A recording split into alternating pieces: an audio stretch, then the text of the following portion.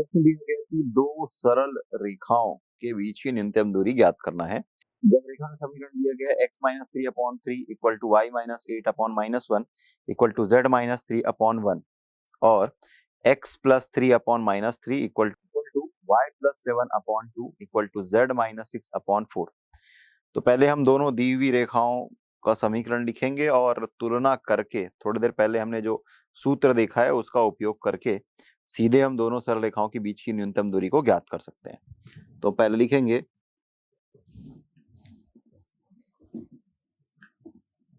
दी हुई सरल रेखाओं के समीकरण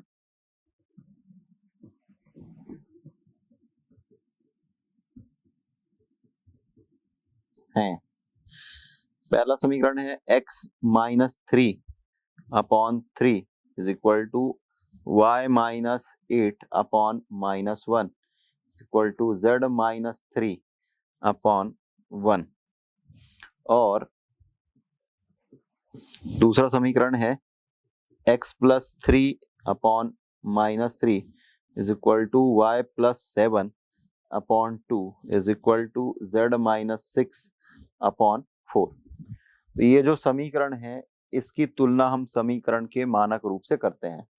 तो इसका जो मानक रूप है समतल का ये हम लिखते हैं x minus alpha one upon L one equal to y minus beta one upon M one equal to Z minus gamma one upon N one और फिर x minus alpha two upon L two is equal to y minus beta two upon M two is equal to Z minus gamma two upon N two. तो इनसे तुलना करेंगे यहां पर, इसीलिए हम लिखेंगे यहां देखो अल्फा वन यहाँ पर और यहाँ पर थ्री है, लिखेंगे alpha one equal to three, beta one equal to eight और gamma one equal to three. इसी प्रकार alpha two is equal to minus three, beta two is equal to minus seven और gamma two is equal to six. फिर इसी तरीके से L one equal to three, M one equal to minus one और N one equal to one. इसी तरीके से L two is equal to minus three, M two is equal to two और N two is equal to four. तो इन दोनों सरल रेखाओं की जो बीच की न्यूनतम दूरी होती है, कहेंगे सरल रेखाओं के बीच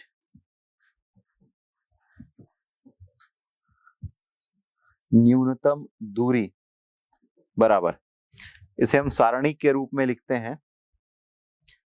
पहले 3/3 का एक सारणिक है, alpha one minus alpha two, beta one minus beta two, gamma one minus gamma two और ये L one M one N one L two M two N two जो सारणिक का मान आएगा उसको हम भाग देंगे किससे, square root of sigma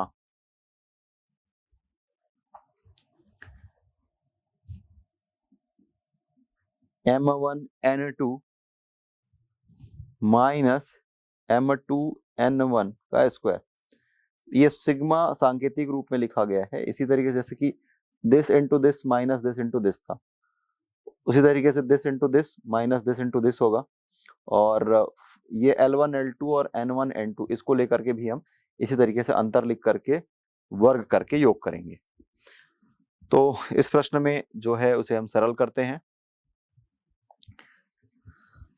alpha one minus alpha to, तो थ्री माइनस माइनस प्लस करेंगे तो मिल जाएगा सीधा सिक्स, या लिखना चाहे तो आप लिख सकते हैं थ्री माइनस माइनस थ्री, फिर beta that is eight minus minus seven और gamma this is three minus six, L one three, M one minus one, N one one, L two minus three, M two two, N two four divided by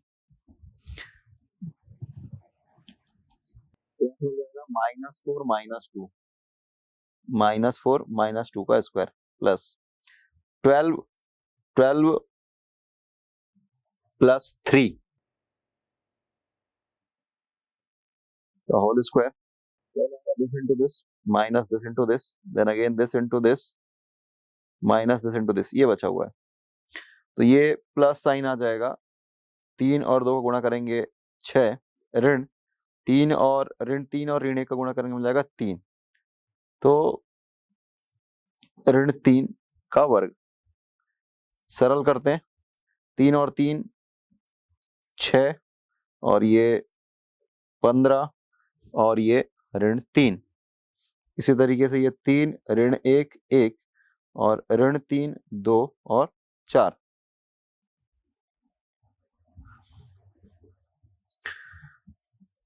ऋण 6 का वर्ग धन 36, 12 और 3 15, 15 का वर्ग 225, और 3 का वर्ग 9।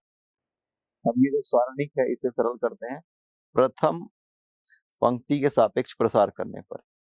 तो 6 इंटू डिटर्मिनेंट के फॉर्म में लिखना चाहें तो -1 2, फिर 1 और 4, फिर -15, इस रो और कॉलम को हाइड कर दीजिए, ये रो और ये कॉलम, तो 3 - 3, और ये 1 और 4, फिर ये -3 है इसके सापेक्ष प्रसार, तो ये जिस रो में है और कॉलम में उसको हाइड कर दीजिए, 3 - 3 और -1 2।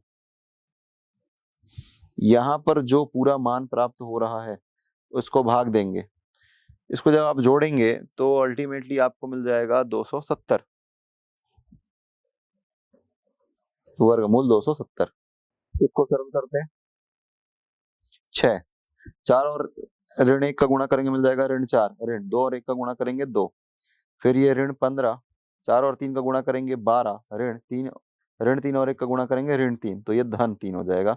फिर ये ऋण 3, 3 और 2 का गुणा करेंगे मिल जाएगा 6, ऋण 3 और ऋण 1 का गुणा करेंगे धन 3। तो ये पूरा जो मान है इसको भाग देंगे वर्गमूल 270 से। तो 6 4 और 2 6, ऋण 6 और धन 6, तो ये ऋण 36, 12 और 3 15, 15 और 15 225, और फिर 3 और 3 9।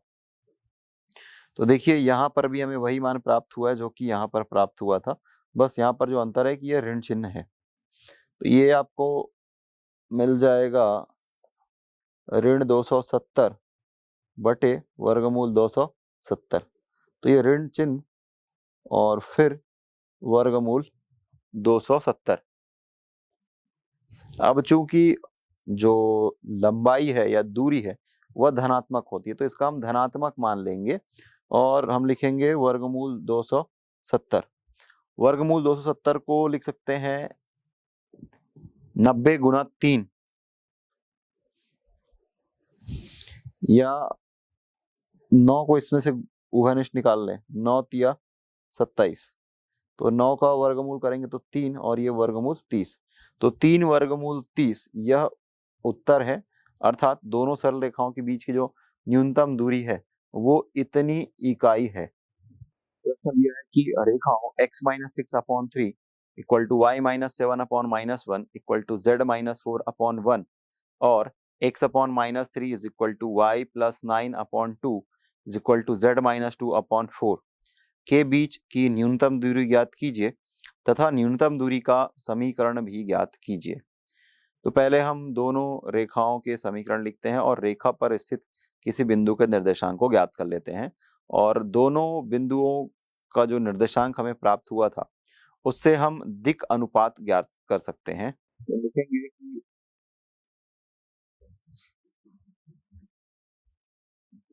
दी हुई रेखाओं के समीकरण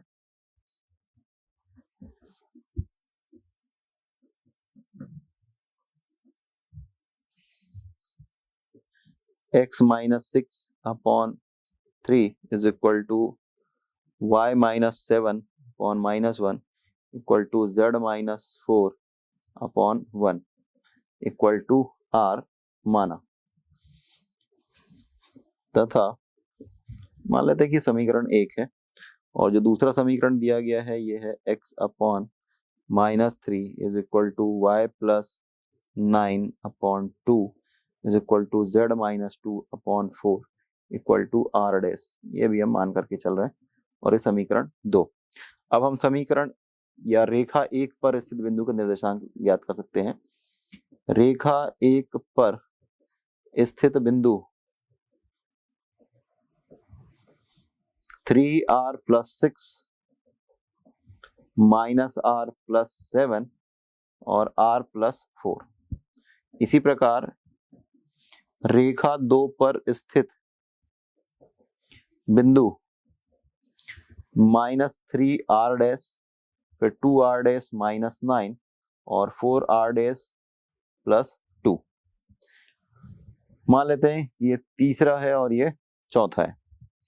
तो यदि इस बिंदु को हम P माने और इस बिंदु को Q मान ले, तब हम लिखेंगे PQ के दिक् अनुपात।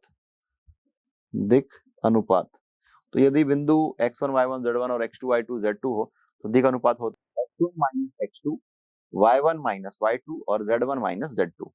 तो इस तरीके से हम लिख सकते हैं 3r + 3r' + 6 और दिस माइनस दिस करेंगे तो मिल जाएगा -r - 2r + 15। This minus this करेंगे तो मिल जाएगा r - 4r' और +2। तो ये जो PQ के जो दिक् अनुपात है वो हमें ये प्राप्त हो रहा है। यदि दी हुई रेखाओं के बीच की न्यूनतम दूरी PQ है तो PQ रेखाओं 1 व 2 पर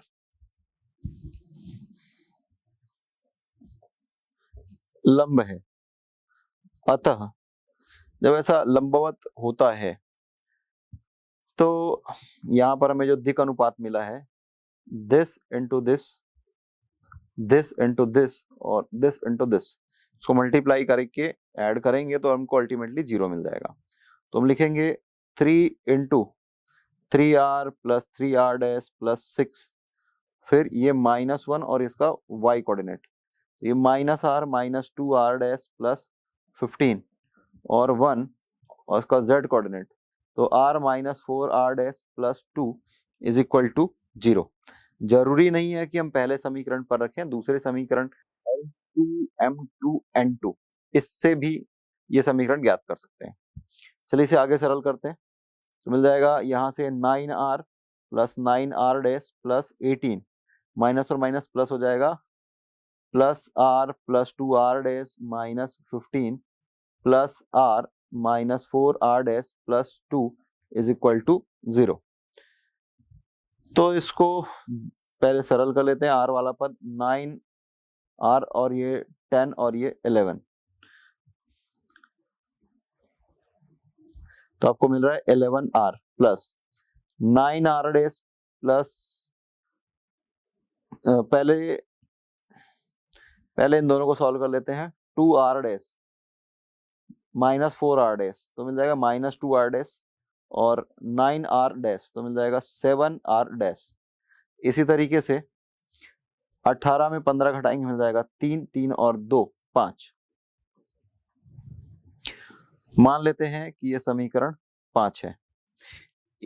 और इसी प्रकार जो हमने L1 M1 N1 से ज्ञात किया था वो L2 M2 N2 से ज्ञात करेंगे। तो ये -3 × 3r + 3r' + 6 + 2 × -r - 2r' + 15 और +4 r - 4r' + 2 = 0। यहां से हम r' में एक दूसरा समीकरण ज्ञात करते हैं तो मिल जाएगा 3 और 3 का गुणा करेंगे 9r ऋण 9r' 6 × 18 और ये ऋण 2r ऋण 4r' धन 30 धन 4r ऋण 16r' धन 8 = 0। तो ये 9 पहले सॉल्व करते हैं। 4 में 2 घटाएंगे मिल जाएगा 2 और ये ऋण में है तो मिल जाएगा ऋण 7r। इसी तरीके से ये 16 और 4 20, 20 9 29। अब इसके बाद ये ऋण 18 और धन 8, ऋण 10, धन 30 तो धन 20 इक्वल टू 0। माइनस साइन से मल्टीप्लाई कर देते तो मिल जाएगा 7r plus 29r dash plus minus 20 equal to 0। मान लेते हैं कि समीकरण 6 है। समीकरण 5 और 6 को हम वज्र गुणनखंड विधि से सरल करेंगे और फिर यहाँ से हम r और r डैश के निर्देशांक ज्ञात करेंगे। दोनों समीकरण 5 और 6 को हम वज्र गुणनखंड विधि से सरल करेंगे और r और r डैश का मान ज्ञात करेंगे। और r और r डैश का मान यदि ज्ञात हो जाता है तो रेखा 1 और रेखा 2 पर जो बिंदु का निर्देशांक है p और q वह हमें ज्ञात हो जाएगा। दो बिंदुओं के बीच की दूरी का सूत्र का उपयोग करके हम p और q के बीच की दूरी ज्ञात कर सकते हैं। तो हमें समीकरण 5 प्राप्त हुआ है 11r धन 7r डैश धन 4 बराबर 0। ये समीकरण 5 था। इसी प्रकार 7r धन 29r डैश ऋण 22 बराबर 0, ये समीकरण 6 था। तो समीकरण 5 व 6 में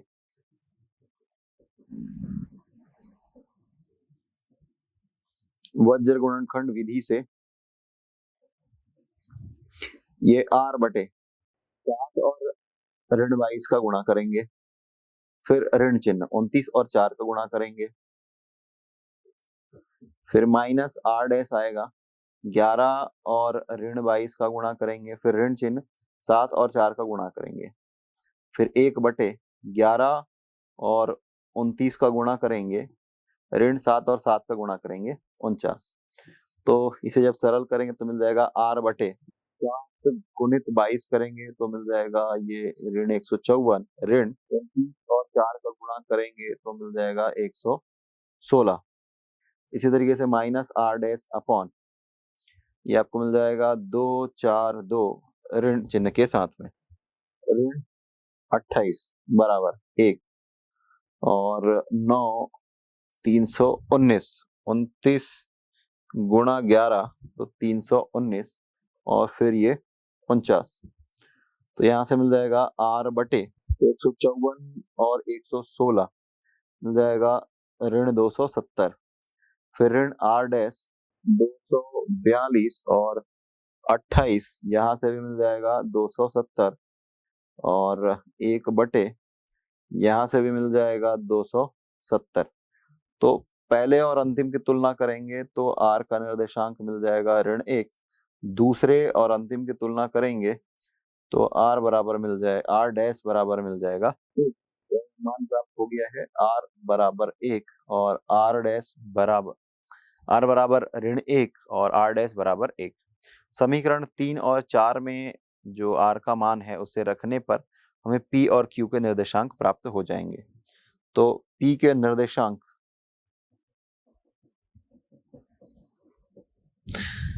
तो जो p का निर्देशांक हमने ज्ञात किया था 3r धन 6 ऋण r धन 7 और ये r धन 4, अर्थात r की जगह में ऋण 1 रख दीजिए तो ऋण 3, 6 ऋण 3 3, फिर r की जगह में ऋण 1 रख दीजिए, ऋण ऋण धन हो जाएगा तो 7 और 1 8, यहाँ से ऋण 1 धन 4 तो मिल जाएगा 3। इसी तरीके से q के निर्देशांक हमने निकाला था ऋण 3 r डैश और 2 r डैश ऋण 9 और 4 r डैश धन 2, अर्थात r डैश का मान 1 रखेंगे तो ये मिल जाएगा ऋण 3। इसी तरीके से r डैश का मान 1 तो 2 ऋण 9 मिल जाएगा ऋण 7 और 4 धन 2 6। तो इस तरीके से हमें p और q के निर्देशांक प्राप्त हुए। अब न्यूनतम दूरी PQ है ऐसा मान करके चले थे, तो दो बिंदुओं के बीच की दूरी का सूत्र का उपयोग करके हम PQ अर्थात P और Q के बीच की दूरी ज्ञात करते हैं। 3 और ऋण धन तो ये मिल जाएगा 3 धन 3 का वर्ग धन 8 ऋण धन 7 और ये 3 ऋण 6 का वर्ग, 3 और 3 6, 6 का वर्ग करेंगे तो मिल जाएगा 36, 7 7 14 1 15, 15 का वर्ग करेंगे 225 और ये 9 जोड़ने पर मिल जाएगा 270। तो 270 को आप लिख सकते हैं 3 वर्गमूल 30। ये न्यूनतम दूरी है। अब न्यूनतम दूरी पी क्यू का समीकरण ज्ञात करना है हमें। न्यूनतम दूरी पी क्यू का समीकरण माइनस अल्फा अपॉन L1 उसी सूत्र से हम ज्ञात कर सकते हैं। तो x माइनस 3 ये वाला, फिर इन दोनों का अंतर दिक अनुपात y माइनस 8 -7 -3 -7 ये -8 इक्वल टू फिर z माइनस 3 और 6 माइनस 3 अर्थात x minus 3 upon -6 equal to y minus 8 upon -15 equal to z minus 3 upon 3। अब हर में इन तीनों अनुपात या तीनों अनुपात में हम यदि ऋण 3 का गुणा कर दें तो मिल जाएगा x ऋण 3 बटे 2 बराबर y ऋण 8 बटे 5 बराबर z ऋण 3 बटे ऋण 1। और यही हमारा अभिष्ट उत्तर है जो कि हमें ज्ञात करने के लिए कहा गया था। रेखा का समीकरण, इक्वेशन ऑफ लाइन। दो समतल यदि वे समांतर नहीं हैं तो एक रेखा पर प्रतिच्छेद करते हैं। माना कि उन समतलों के समीकरण हैं a1x plus b1y plus c1z plus d1 equal to 0 और a2x plus b2y plus c2z plus d2 equal to 0। अतः दोनों समतल समांतर नहीं है तो समीकरण 1 और समीकरण 2 एक साथ एक रेखा को निरूपित करते हैं कुछ इस तरीके से।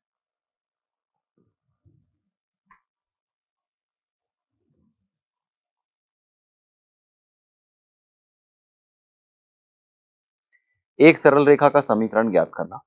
To find the equation of a line.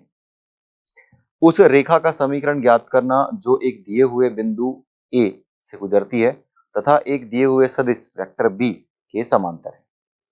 माना कि दिए हुए बिंदु A का स्थिति सदिश वेक्टर A है तथा उससे गुजरने वाली रेखा पर स्थित किसी स्वैक्ष बिंदु P का स्थिति सदिश वेक्टर R है। चूंकि vector AP is parallel to vector B अर्थात वेक्टर AP समांतर है वेक्टर B के, तो हम लिख सकते हैं कि vector AP is equal to T into vector B, जहां पर T एक प्राचल है, एक पैरामीटर है। तो चित्र में आप देख सकते हैं कि vector OP minus OA equal to T into vector B, OP का स्थिति सदिश वेक्टर R और vector OA is equal to vector A। तो हमें मिल जाएगा vector R minus vector A equal to T into vector B। तो इस तरीके से हमें मिल रहा है vector T is equal to vector A plus T into vector B। माना कि यह समीकरण 1 है। T के भिन्न भिन्न मानों के लिए रेखा पर बिंदु P की भिन्न भिन्न स्थितियां प्राप्त होती है, अतः समीकरण 1 सरल रेखा का सदिश समीकरण है। सदिश B के समांतर और मूल बिंदु से होकर जाने वाली रेखा का सदिश समीकरण होगा vector R equal to T into vector B। रेखा का कार्तीय रूप में समीकरण प्राप्त करना। माना कि दिए हुए बिंदु A के निर्देशांक x1 y1 z1 तथा इससे होकर जाने वाली रेखा के दिक अनुपात a b c हैं, तब vector A equal to x1 i cap plus y1 j cap plus z1 k cap, vector B equal to a i cap plus b j cap plus c k cap, जहां पर i cap j cap और k cap क्रमशः x y और z अक्ष के दिशा में एकांक सदिश है। बिंदु P के निर्देशांक x y z हैं, इसलिए vector R equal to x i cap plus y j cap plus z k cap. समीकरण 1 में इस मान को यदि हम रख दें तो हमें मिल जाएगा x i cap plus y j cap plus z k cap is equal to x1 i cap plus y1 j cap plus z1 k cap plus t into a i cap plus b j cap plus c k cap. तो right hand side में जो पद हैं उसमें से हम आई, जे और के गुणांक को कलेक्ट करके ब्रैकेट पे लिखेंगे। तो यहां से हमें मिल जाएगा x1 plus T into A into I cap plus y1 plus T B into J cap plus z1 plus T C into के कैप। तो दोनों पक्षों में आई कैप, जे कैप और के कैप के गुणांकों की तुलना करने पर हमें मिल जाएगा x equal to x1 plus t a, y equal to y1 plus T b और z equal to z1 plus T c. माना कि ये समीकरण 2 है। समीकरण 2 में हमें t को विलोपित करना है। तो इसका मतलब ये कि समीकरण 2 में जो 3 समीकरण हैं, निकाय हैं, उसमें से हमको t का मान ज्ञात करना है। तो हम लिखेंगे x minus x1 upon a equal to y minus y1 upon b equal to z minus z1 upon c equal to t। तो इस निकाय से हमने t का मान ज्ञात किया और सभी तीनों t के मान है, तो इस तरीके से हमें समीकरण 3 प्राप्त होगा और यही अभिष्ट समीकरण है जो कि हमें ज्ञात करना था, अर्थात रेखा का कार्तीय रूप में समीकरण। समीकरण 3 से स्पष्ट है कि रेखा 3 पर स्थित किसी बिंदु के निर्देशांक x1 plus t a, y1 plus T b, z1 plus T c होंगे। यदि कोई रेखा मूल बिंदु 0 0 0 से होकर गुजरे तथा vector b equal to A I cap plus B J cap plus C K cap के समांतर हो, तो उस रेखा का समीकरण होगा x upon a equal to y upon b equal to z upon c equal to t. अतः इस रेखा पर स्थित किसी बिंदु के निर्देशांक t a, t b, t c होंगे। दो दिए हुए बिंदुओं से होकर जाने वाली रेखा का समीकरण ज्ञात करना। माना दो दिए हुए बिंदुओं a x1 y1 z1 तथा b x2 y2 z2 से गुजरने वाली रेखा का समीकरण ज्ञात करना है। a और b के स्थिति सदिश क्रमशः वेक्टर a तथा वेक्टर b है। माना रेखा पर स्थित किसी स्वेच्छ बिंदु p x y z का स्थिति सदिश वेक्टर r है। बिंदुओं a तथा b से गुजरने वाली रेखा बिंदु a से गुजरती है तथा सदिश a b के समांतर है। अतः रेखा का समीकरण है vector r equal to vector a plus T into vector b minus vector a। तो यहां से हम वेक्टर a के साथ जो पद हैं उसको अलग से कलेक्ट करके लिख सकते हैं।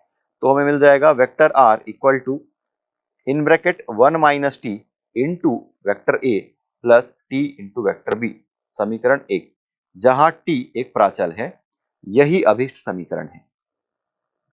दो रेखाओं के बीच का कोण ज्ञात करना। To find the angle between two lines. माना कि अंतरिक्ष में दो रेखाएं vector r equal to a1 plus t1 into vector b1, समीकरण 1 है, और vector r equal to vector a2 plus t2 into vector b2, समीकरण 2 है। इन दोनों रेखाओं के बीच का कोण थीटा है। स्पष्टतः रेखाएं क्रमशः वेक्टर b1 तथा वेक्टर b2 के समांतर हैं, इसलिए सदिशों b1 तथा b2 के बीच का कोण भी थीटा है। तो जैसा कि हम जानते हैं कि दो सदिशों का सदिश गुणनफल या डॉट प्रोडक्ट होता है vector b1 into vector b2, ये डॉट प्रोडक्ट।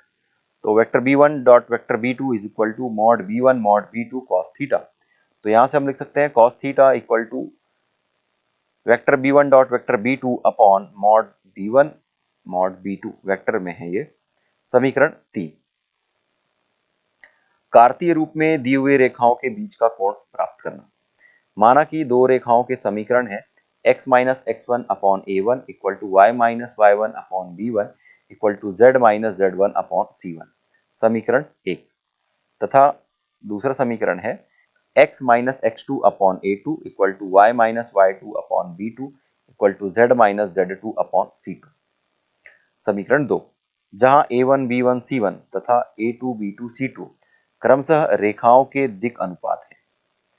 तो यहां से हम लिख सकते हैं cos theta equal to a1 a2 plus b1 b2 plus c1 c2 upon square root over a1 square plus b1 square plus c1 square into square root over a2 square plus b2 square plus c2 square. यदि दिक् अनुपात के स्थान पर दिक् कोज्याएं L1 M1 N1 तथा L2 M2 N2 दी गई हैं, तो हम लिखेंगे cos theta equal to L1 L2 plus M1 M2 plus N1 N2।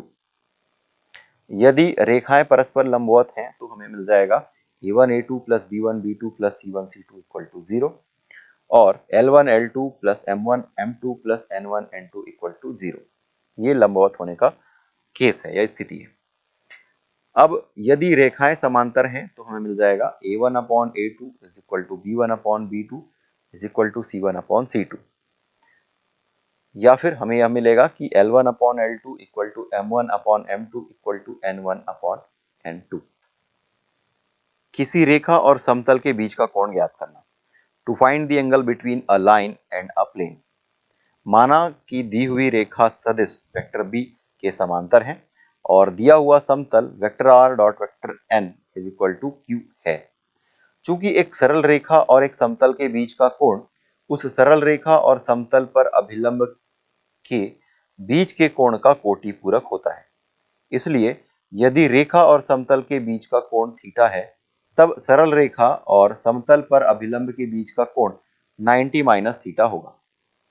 इसलिए vector n dot vector b is equal to n b cos 90 minus theta.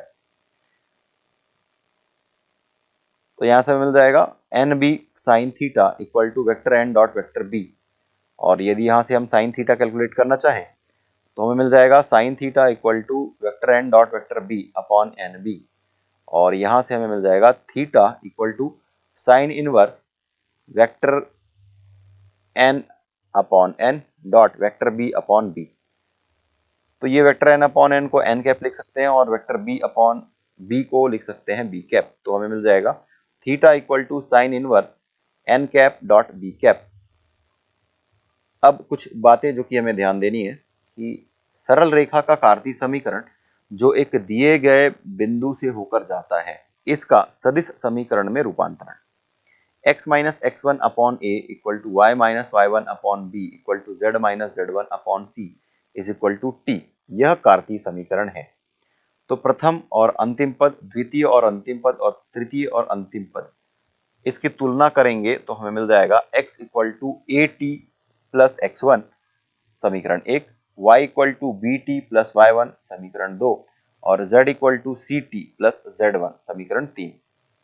समीकरण 1, 2, 3 को क्रमशः आई कैप, जे कैप और के कैप से गुणा करके जोड़ने पर हमें मिल जाएगा x i cap plus y j cap plus z k cap is equal to A t plus x one into I cap plus B t plus y one into J cap plus C t plus z one into के cap. तो यहां से हम T वाले पदों को एक साथ कलेक्ट कर लेंगे और हम लिखेंगे vector R equal to A I cap plus B J cap plus C K cap into T plus x1 I cap plus y1 J cap plus z1 के कैप। तो अल्टीमेटली इसे हम लिख सकते हैं vector r equal to vector b into T plus vector a, या फिर vector r equal to vector a plus vector b into T. यहां vector b equal to A I cap plus B J cap plus C K cap, जिसमें A B C सरल रेखा के दिक् अनुपात है और वेक्टर बी रेखा के समांतर सदिश है। Vector o a equal to vector a is equal to x1 I cap plus y1 J cap plus z1 के कैप। बिंदु ए का मूल बिंदु O के सापेक्ष स्थिति सदिश ओ ए इक्वल टू वेक्टर ए है। दूसरा पॉइंट, सरल रेखा का सदिश समीकरण जो एक दिए गए बिंदु से होकर जाती है का कार्तीय समीकरण में रूपांतरण। Vector r equal to vector a plus vector b into t, यह सदिश समीकरण है। अब वेक्टर r जो है उसके स्थान पर x i cap plus y j cap plus z k cap, और वेक्टर a के स्थान पर x1 आई कैप प्लस y1 जे कैप प्लस z1 के कैप, और वेक्टर b के स्थान पर a into I cap plus b into J cap plus c into के कैप, यह मान रख देंगे तो समीकरण कुछ इस तरीके से दिखाई देगा। अब इन दोनों से हम आई कैप, जे कैप और के कैप के कोफिशिएंट्स को कलेक्ट करते हैं तो हमें मिल जाएगा x माइनस x1 इंटू आई cap plus y minus y1 into जे cap plus z minus z1 into के cap is equal to A T into I cap plus B T into J cap plus C T into के cap. दोनों पक्षों के आई cap, j cap और के cap के गुणांकों की तुलना करने पर हमें मिल जाएगा x minus x one equal to A t, y minus Y one equal to b t और z minus z one equal to c t. तो इसे हम लिख सकते हैं x minus x one upon a equal to t, y minus Y one upon b equal to t और z minus z one upon c equal to t. तीनों मान t के हैं तो इसलिए हम लिख पाएंगे x minus x one upon a equal to y minus Y one upon b equal to z minus z one upon c equal to t. ये हमें कार्तीय समीकरण प्राप्त हुआ। तीसरा पॉइंट है कि सरल रेखा का कार्तीय समीकरण जो दिए गए बिंदुओं से होकर जाती है, इसका स्थिति सदिश में रूपांतरण। तो कार्तीय समीकरण है x minus x one upon x two minus x one equal to y minus Y one upon y two minus Y one equal to Z minus z one upon z two minus z one equal to t. तो पहले पद और अंतिम पद की तुलना, उसी प्रकार दूसरे और अंतिम और तीसरे और अंतिम पद की तुलना करेंगे तो हमें कुछ समीकरण प्राप्त होगा। x minus x one equal to t into x two minus x one, यहाँ से x का मान हमें मिल जाएगा x equal to t into x two minus x one plus x one, माना ये समीकरण 1 है। इसी प्रकार हमें प्राप्त होगा y equal to t into y two minus Y one plus y one, समीकरण 2, और z equal to t into z two minus z one plus z one, समीकरण 3। X i cap plus y j cap plus z k cap is equal to t into x two minus x one plus x one into I cap plus in bracket t into y two minus Y one plus y one into J cap plus in bracket z into z two minus z one plus z one into के cap. समीकरण 1, 2 और 3 को क्रमशः आई cap, j cap और के cap से गुणा करके हम जोड़ देंगे तो हमें समीकरण कुछ इस प्रकार प्राप्त होगा। Vector r is equal to x2 minus x1 into I cap plus y2 minus y1 into J cap plus z2 minus z1 into के cap then whole into t plus x1 आई कैप प्लस y1 जे cap plus z1 के cap.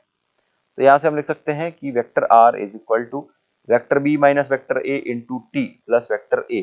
तो यहाँ vector a equal to x1 I cap plus y1 J cap plus z1 के cap और vector b equal to a2 i cap plus y2 j cap plus z2 k cap. उक्त रेखा का सदिश समीकरण से कार्तीय समीकरण में रूपांतरण। तो हमने यहाँ पर जो समीकरण देखा, vector r is equal to vector b minus vector a into T plus vector a।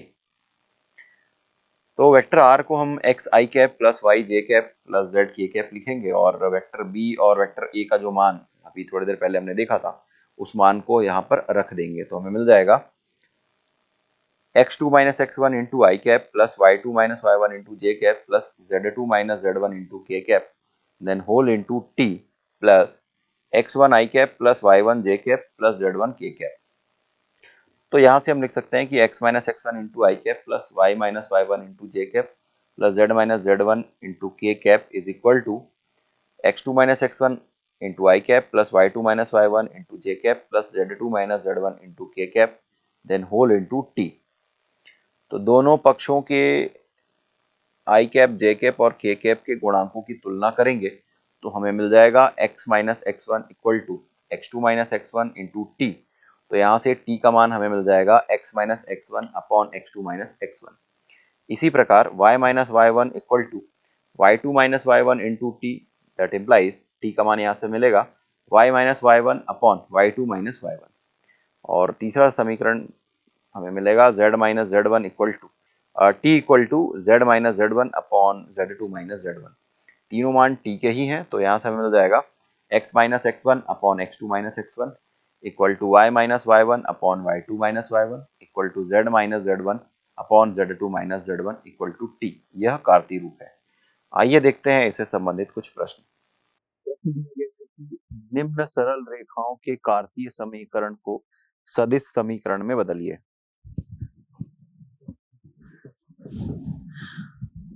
तो रेखा का समीकरण दिया गया है x minus two upon three equal to y plus four upon five equal to Z minus six upon seven.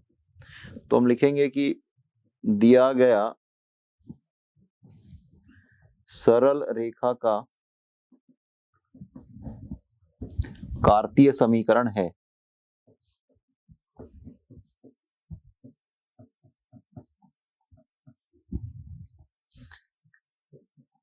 x minus 2/3 is equal to y plus 4/5 is equal to z minus 6/7। यह रेखा एक बिंदु है जिससे कि होकर के जाती है, तो ये है 2-4 6, 2-4 6 से गुजरती है,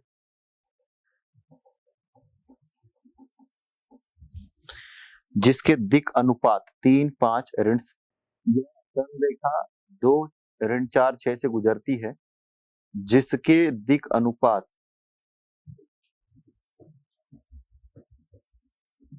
3-5-7 है। इसलिए इसका सदिश समीकरण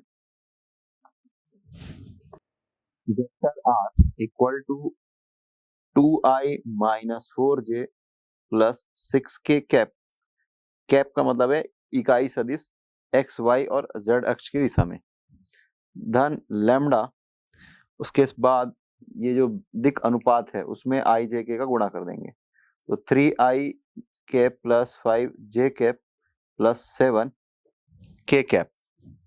तो ये इस सरल रेखा का कार्तीय रूप से सदिश समीकरण में परिवर्तन हुआ, और यही वह उत्तर है जो कि हमें ज्ञात करने के लिए कहा गया था। तो यदि हमें दूसरा समीकरण दिया गया है, तो दूसरा समीकरण दिया गया है x minus x1 upon a equal to y minus y1 upon b equal to z minus z1 upon c।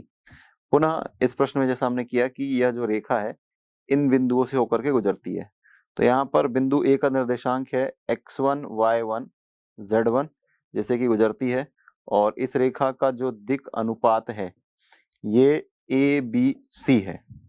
तो सदिश समीकरण जो होगा ये हो जाएगा x1 i cap plus y1 j cap plus z1 k cap plus lambda into a i cap plus b j cap plus c k cap. दिया गया है कि यदि vector r equal to x i cap plus y j cap plus z k cap और a equal to a1 i plus y1 j plus z1 k, या i cap j cap और k cap है अर्थात, और b equal to x2 i cap plus y2 j cap plus z2 k cap, तो निम्न सरल रेखाओं के सदिश समीकरण को कार्तीय रूप में बदलिए। जैसे पहला समीकरण दिया है vector r equal to 4i cap minus j cap plus 5k cap plus t into I cap plus 2j cap plus 3k cap. तो हम लिखेंगे कि दिया गया सरल रेखा का सदिश समीकरण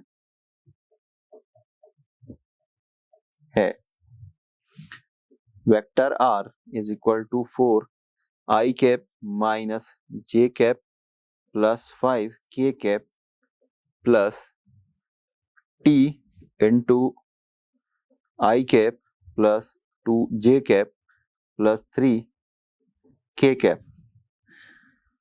तो जैसा कि आप जानते हैं कि vector r equal to vector a plus t into vector b, ये इसका स्टैंडर्ड फॉर्म होता है।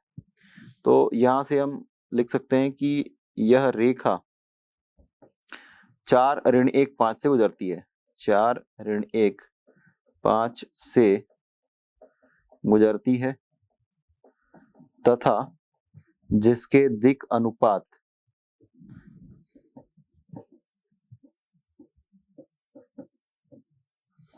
1 2 3 है। तो यहां से जैसा कि आपको समीकरण पता है कि इसलिए इसका कार्तीय समीकरण x माइनस अल्फा, तो ये जो पॉइंट से जा रहा है 4, upon 1 equal to y minus minus minus हो जाएगा plus 1 upon 2 equal to z minus 5 upon 3। तो ये वह अभिष्ट कार्तीय समीकरण है दिए गए सरल रेखा के सदिश समीकरण का। उस सरल रेखा के समीकरण के सदिश तथा कार्तीय रूप ज्ञात कीजिए जो सदिश 2i cap minus j cap plus 3k cap के समांतर है तथा बिंदु 4 ऋण 2 तथा बिंदु 5 ऋण 2 4 से गुजरती है। तो पहला जो दिए हुए बिंदु का हम स्थिति सदिश ज्ञात करते हैं।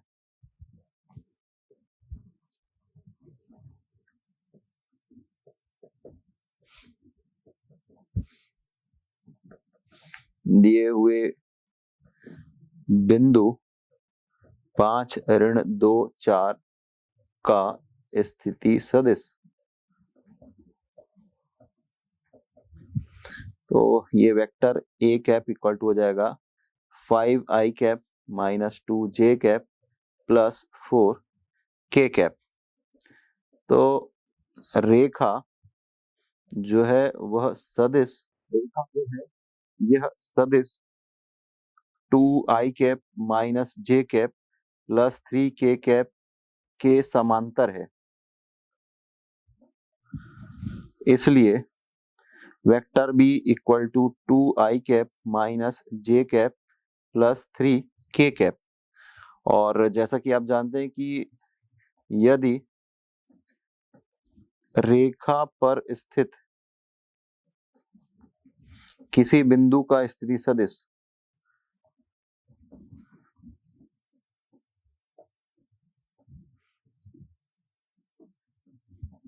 वेक्टर r है तो हम समीकरण लिखते हैं vector r equal to vector a plus T into vector b।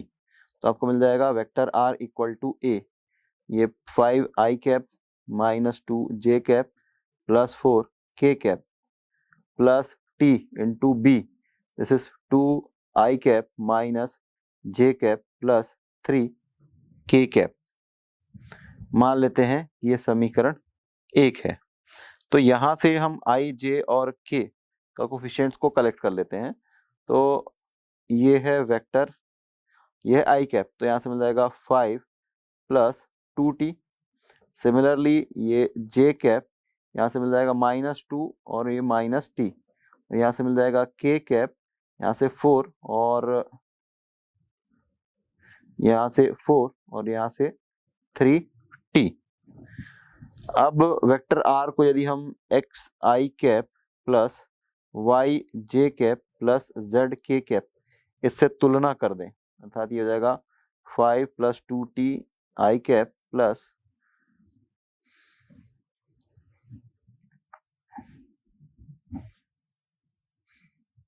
Minus 2 minus t j cap plus 4 plus 3t और ये k कैप। तो गुणांकों की तुलना करेंगे,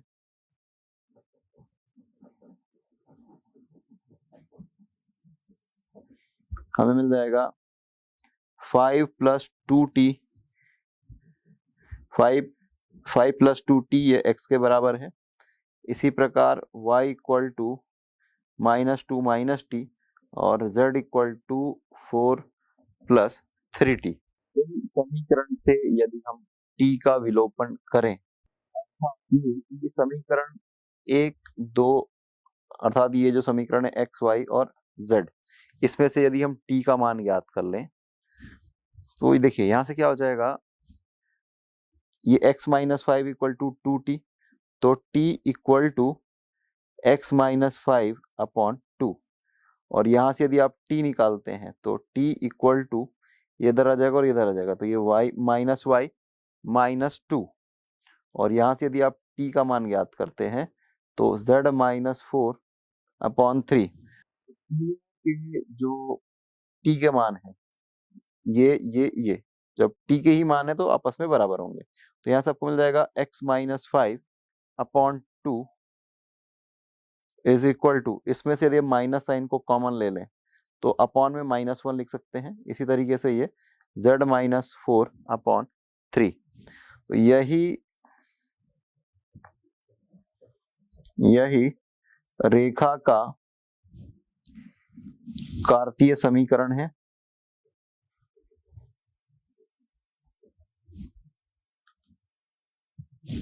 और जो समीकरण 1 है, समीकरण 1 रेखा का सदिश रूप है।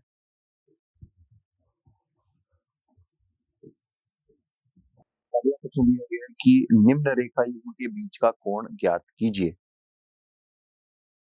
नहीं, प्रश्न दिया गया है कि उस रेखा का सदिश समीकरण ज्ञात कीजिए जो बिंदुओं ए 3, 4, ऋण 7 तथा बी 1, ऋण 1, ऋण 6 से गुजरती है। इस रेखा के कार्तीय समीकरण भी ज्ञात कीजिए।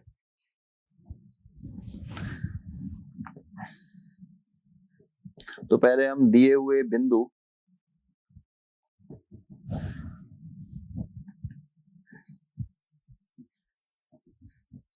के स्थिति सदिश लिखते हैं।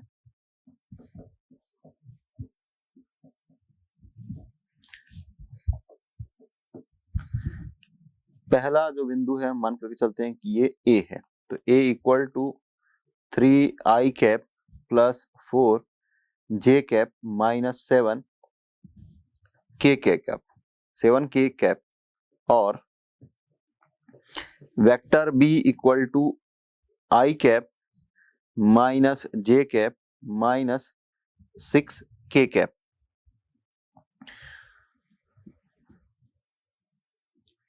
अतः रेखा का अभिष्ट समीकरण, तो इसे हम लिखेंगे vector r equal to 1 minus T into vector A plus T into vector B. तो यहां से मिल जाएगा vector r equal to 1 minus T 1 minus T into 3i cap plus 4j cap minus 7k cap plus T into b, तो vector b है i cap minus j cap minus 6k cap. अब आगे से multiply कर देते हैं और फिर t वाले गुणांक को एक तरफ कलेक्ट कर लेते हैं, और तो ये 1 इंटू दिस तो मिल जाएगा 3i cap plus 4j cap minus 7k cap minus T, तो पहले हम टी वाले पद को लिखते हैं तो प्लस लगा देंगे और ये i cap minus j cap minus 6k cap, और यहाँ पर माइनस टी है तो इसका गुणा करेंगे तो मिल जाएगा minus 3i cap minus 4j cap plus 7k cap, या फिर 3i cap plus 4j cap minus 7k cap plus T into ये i और माइनस 3i तो मिल जाएगा माइनस 2i कैप।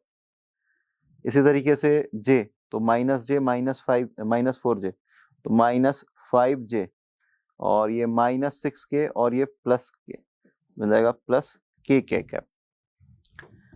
तो ये जो वेक्टर r हमें मिला है ये रेखा का सदिश समीकरण। अब माना कि रेखा पर स्थित किसी बिंदु के स्थिति सदिश